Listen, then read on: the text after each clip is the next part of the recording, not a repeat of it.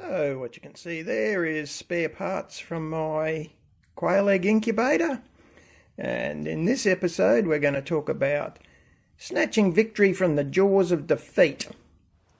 G'day folks, Andy here from McDowall Manor.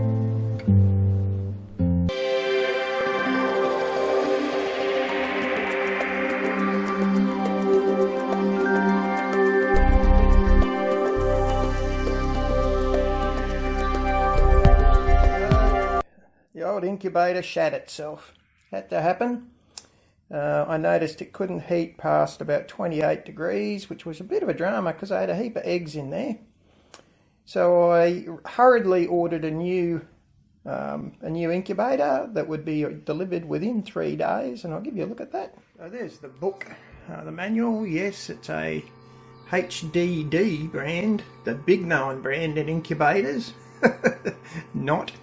It's another cheap Charlie Chinese incubator.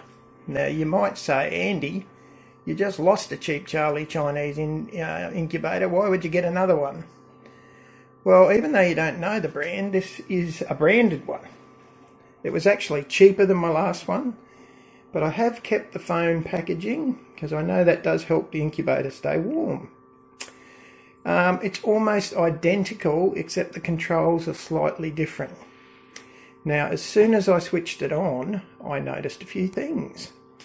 It shot to 37.5 in virtually no time at all. The old incubator used to take at least an hour. The other thing is I'm currently running 75% humidity. The old incubator, I could never get it above 60. So even though this is a cheap one, yes, it was cheaper even than the one I had 2 years ago.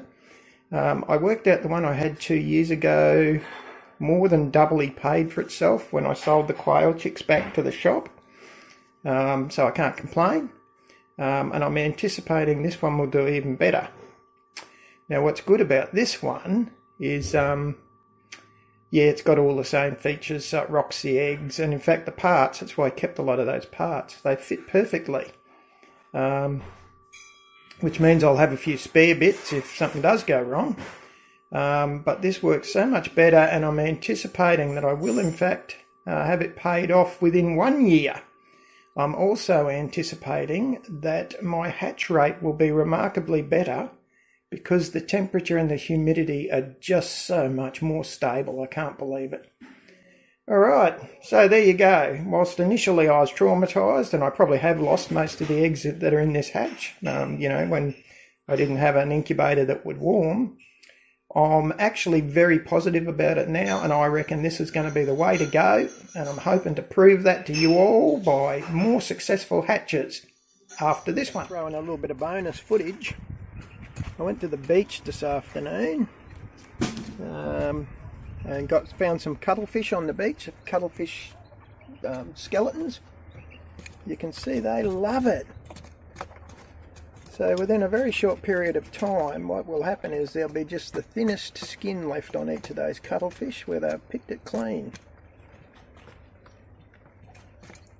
Poor old buzzard. He's out of his cage that he was in by himself. He's actually healing up now. So they've stopped picking on him. He's modified his behaviour. I think he's lost that eye on that one side. His eye on the other side is okay, and it's open. So hopefully the poor little fella, now that he's mended his ways, he might actually grow some feathers back and look like a half decent bird. Oh, here we go. Oh, we've thrown it by accident. We've discovered the little one.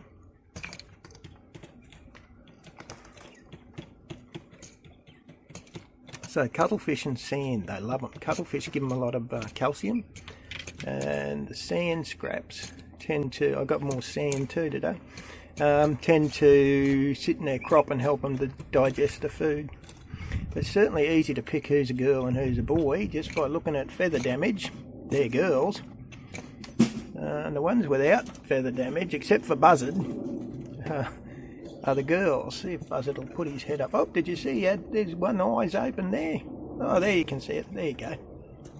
Alright, so just a little bit of quail footage. Alright folks, have a good one. See ya.